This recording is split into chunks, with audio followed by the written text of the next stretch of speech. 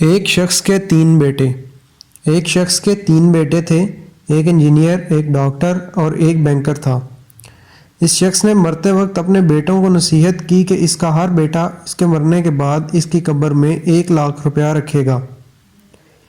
جب وہ شخص فوت ہو گیا تو وصیت کے مطابق اس کی تدفین کے وقت انجینئر بیٹے نے 1,000 روپے والا پورا پیکٹ اپنے والد کی قبر میں رکھ دیا۔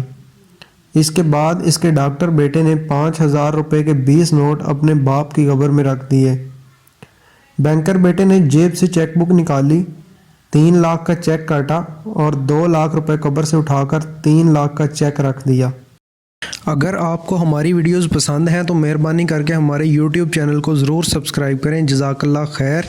دن کی بہترین ویڈیوز دیکھنے کے لیے ڈیلی مورل ویڈیوز کو ضرور سبسکرائب کریں۔